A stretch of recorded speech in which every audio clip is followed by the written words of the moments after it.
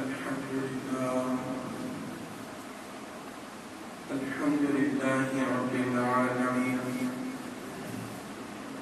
والعاقبة للمتقين والصلاة والسلام على سيد الأنبياء والمرسلين فبعد أعوذ بالله من الشيطان الرجيم بسم الله الرحمن الرحيم ثم جاءكم رسول صدق الله العظيم وصدق رسوله النبي الكريم الأمين ما إن مدحت محمدا بمقالتي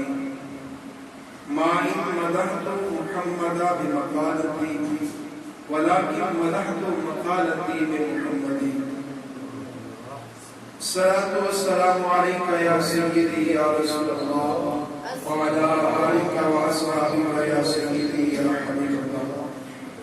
سامعین محترم محتشم بلاد دلیل جو کہ ہماری اس مسجد کے اندر روٹین یہی چلی آ رہی ہے کافی عرصے سے کہ ہماری اس مسجد میں جو پروگرام ہوتا ہے وہ تقریباً 1.5 گھنٹے پر مشتمل ہوتا ہے.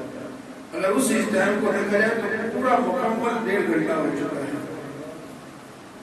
تو میں آپ کے سامنے کوئی زیادہ لمبی چوڑی گفتگو نہیں کروں گا کیونکہ یہ جو آپ کے سامنے میں سے پہلے بچوں نے گفتگو کی ہے اس کا بھی ایک مقصد ہے. صاحب ہدایت نے ایک بات نقل کی ہے کہ چھوٹے بچوں کو نابالغ بچوں کو قرآن مجید دے دیا جائے گا, ان کو اس بات کا پابند نہیں کیا جائے گا کہ وہ پہلے طہارت حاصل کریں, مکمل وضو کریں, پھر قرآن مجید پڑھیں, کیونکہ ان کو بچے چھوٹے کو تو یہ پتہ ہی نہیں ہے کہ وہ کس طرح کرتے ہیں. البتہ سکھانا ہماری ذمہ داری ہے لیکن ان کو قرآن اٹھانے سے نہیں روکا جائے گا. کیوں کہا؟ اس لیے کہ اگر آج ان کو روک دیں گے تو کل پھر قرآن پڑھنے والا کوئی نہیں ملے گا, کل کو قرآن پڑھنے والا کوئی نہیں ملے گا.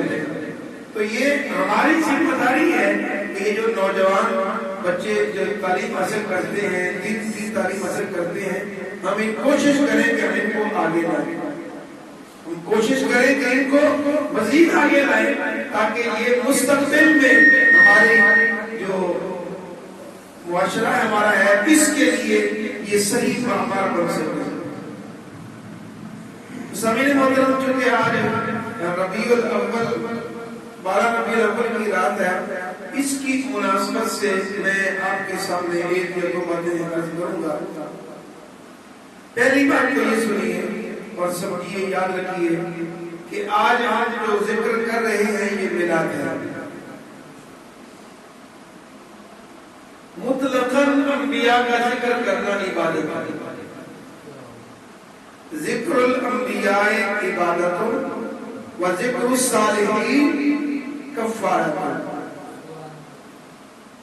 نبیوں کا ذکر کرنا, انبیاء کا تذکرہ کرنا یہ عبادت ہے.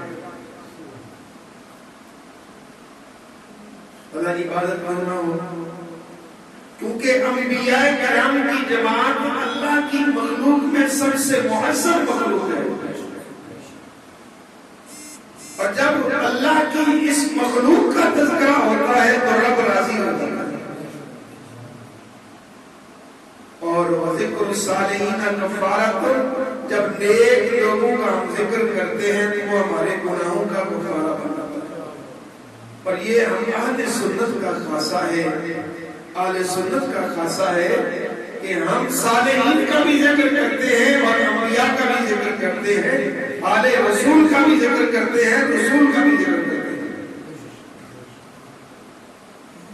کچھ لوگ یہ کہتے ہوئے نظر آتے ہیں کہ جی میلاد ایک بدعت ہے, تم نے اس میلاد کو شروع کر دیا. سنیوں نے لوگوں کے اندر بدعت پھیلا دی ہے. یہ کچھ اس کو شرک کہہ دیتے ہیں, کچھ بدعت کہہ دیتے ہیں. بس اسی حوالے سے مختصر کی بات ہے کہ پہلی بات یہ ہے کہ میلاد ہے کیا. میلاد صرفی اعتبار سے اس میں ظرف کا صیغہ ہے.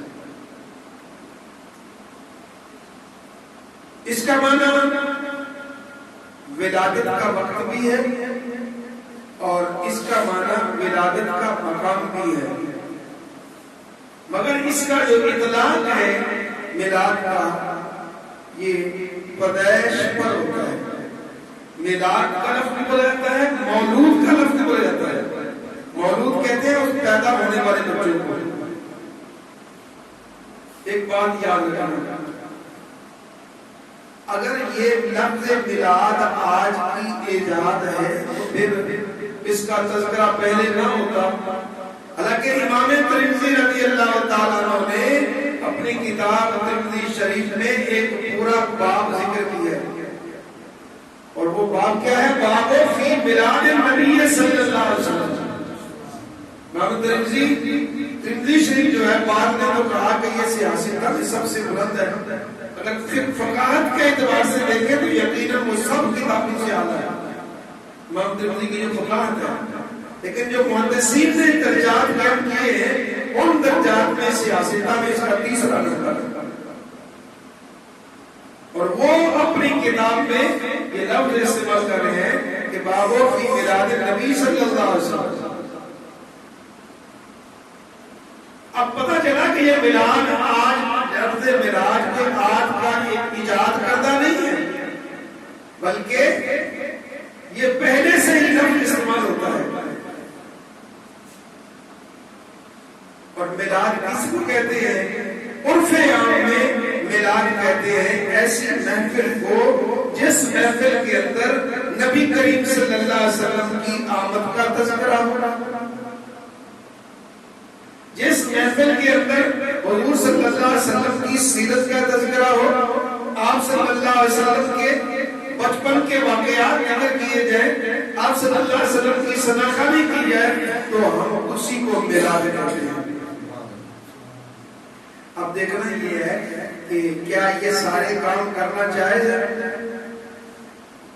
ولادت کا تذکرہ کرنا جائز ہے؟ خود رب فرماتا ہے، خود رب اعلان فرماتا ہے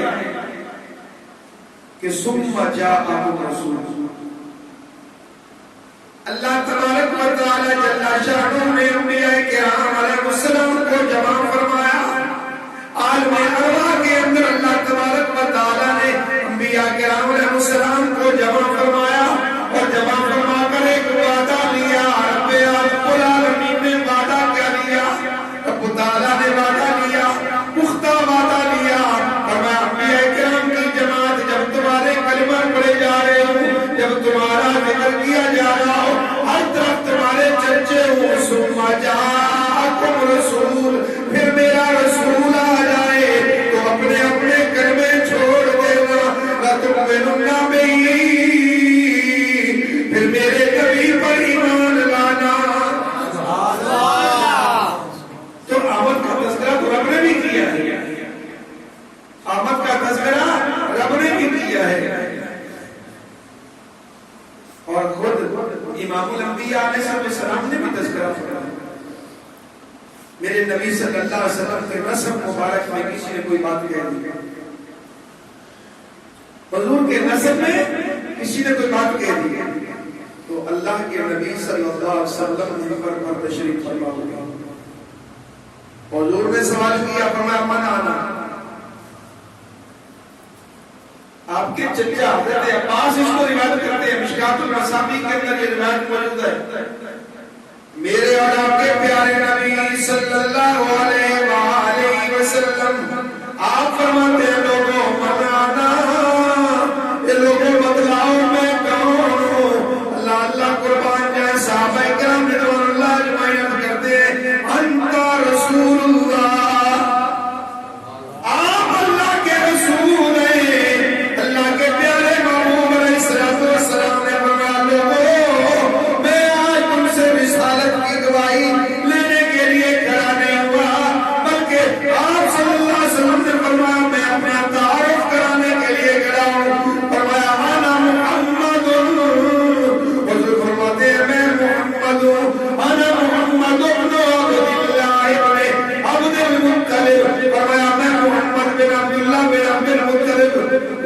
اللہ تبارک و تعالیٰ نے ان اللہ تعالیٰ خلق الخلق، میرے رب نے مخلوق کو پیدا فرمایا، فجعلہم فرقتین، فرمایا پھر اللہ تعالیٰ نے اس خلق کو دو حصوں میں تقسیم کیا، ثم جعلنی فی خیرہم، فرمایا اللہ نے مجھے بہترین سے میں رکھا، ثم جعلہم قبائلا، فرمایا اللہ نے قبائل بنا دیے، پھر اللہ تبارک و تعالیٰ نے فجعلنی فی خیرہم، اللہ نے مجھے بہترین قبیلے میں رکھا، ثم جعلہم بیوتا، اللہ کے نبی فرماتے ہیں لوگوں اللہ نے قبیلے کو پھر گھروں میں تقسیم کر دیا، فجعلنی فی خیرہم بیتا، فرمایا پھر مجھے اللہ نے بہترین گھرانے میں رکھا، فرمایا انا خیرہم نسلا و بیتا، فرمایا نسل کے اعتبار سے بھی میں اعلیٰ ہوں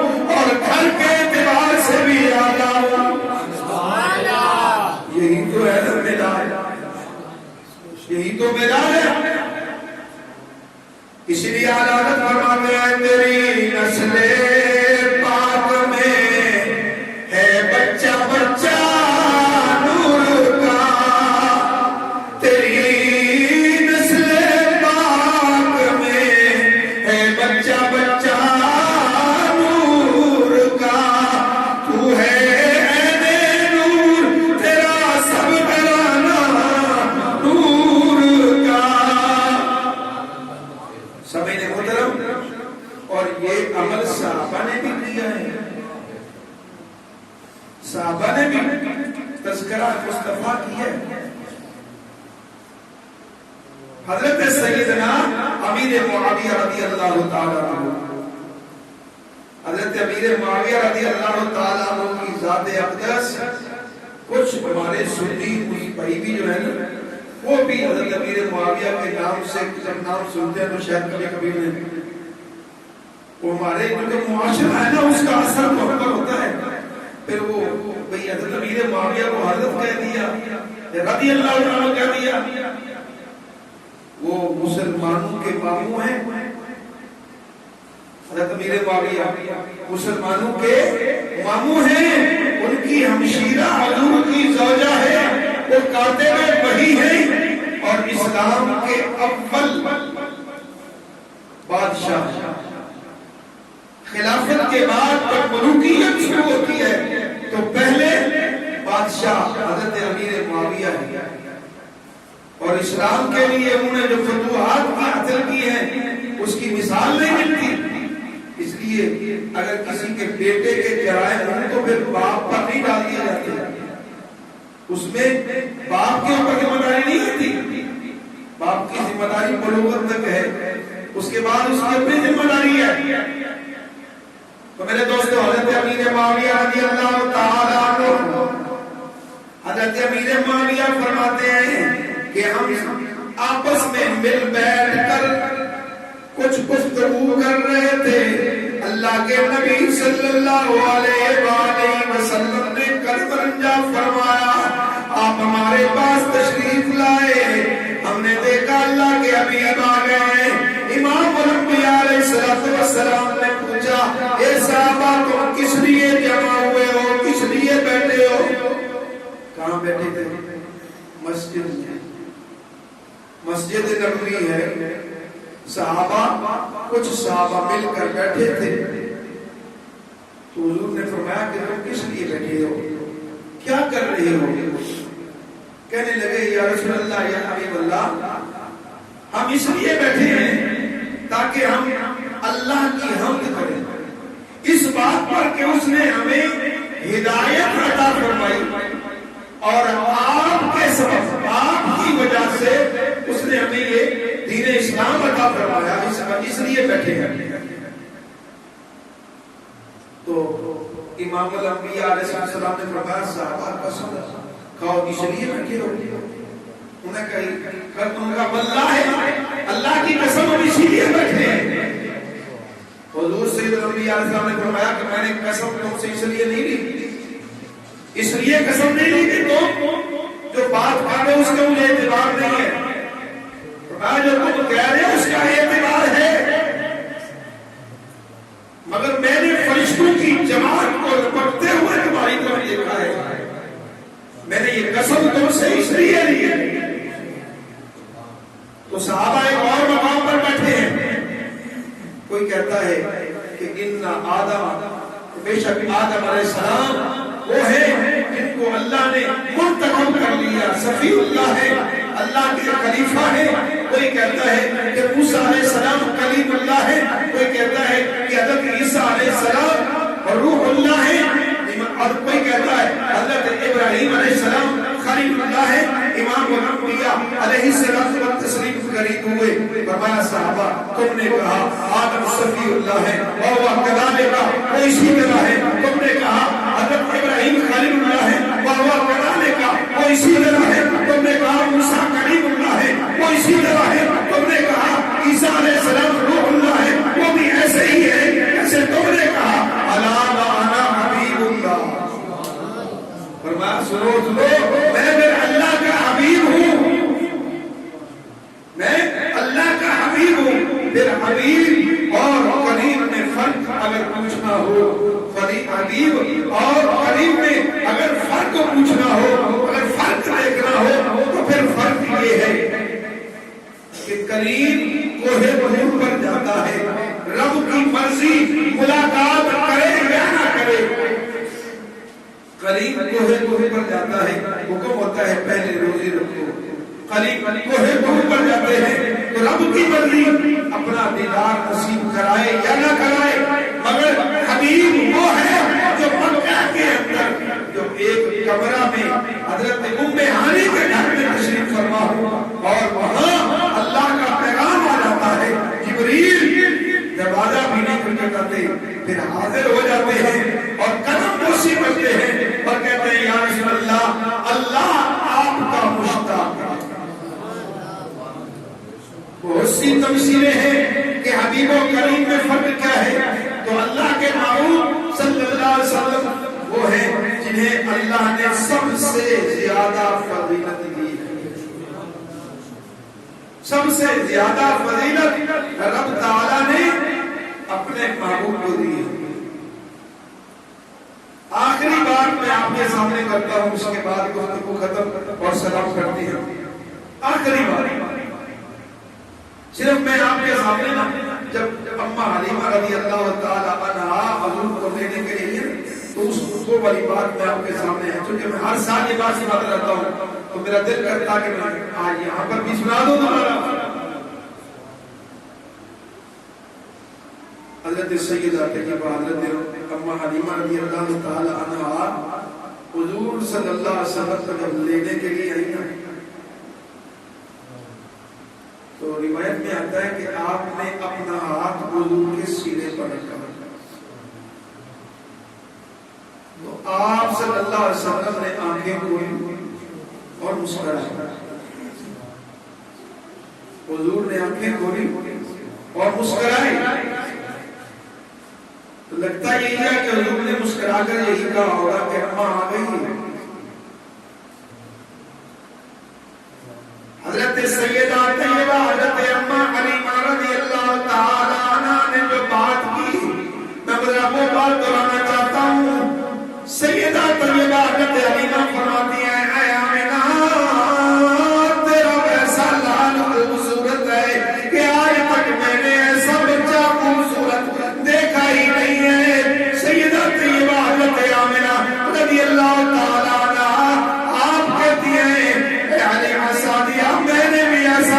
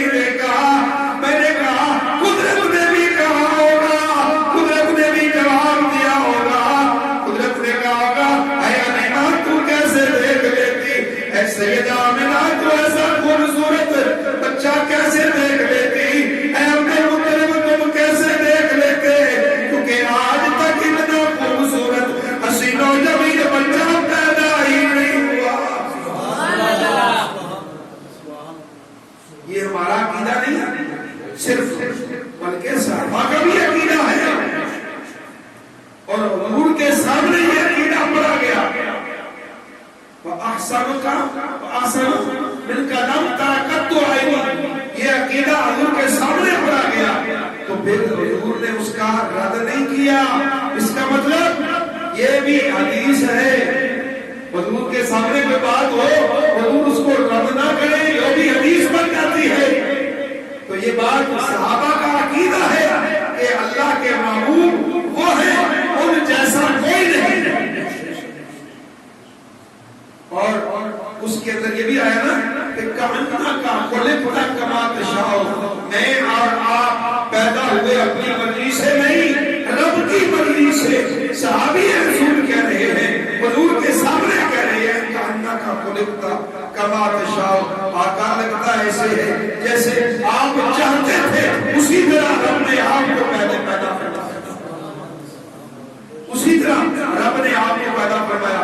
حضرت شیخ فرید الدین عطار رحمت اللہ علیہ کی بات میرے ذہن میں آ گئی، تو وہ بات عرض کروں اور اس کے بعد دعا کرتے ہیں۔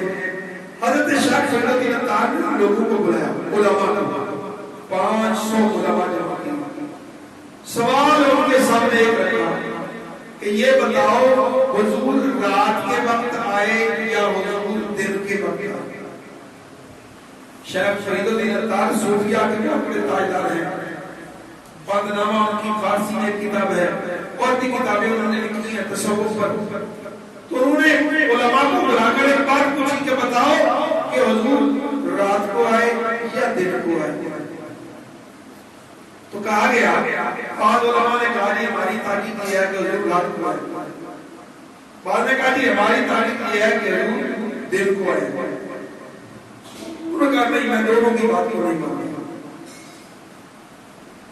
میں دونوں کی بات کو نہیں مانتا۔ علماء نے کہا کہ آپ نہ رات والی بات مانتے ہیں نہ دن والی بات مانتے ہیں،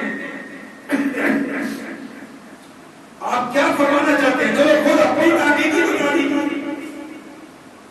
فرمایا اللہ نے اپنے محبوب کو رحمت للعالمین بنا کر بھیجا، اگر رات میں آتے تو رات کے لیے رحمت کم کرتے، رات کو نوازتے، دن محروم رہتا، اگر دن کے وقت آتے تو رات محروم رہتی۔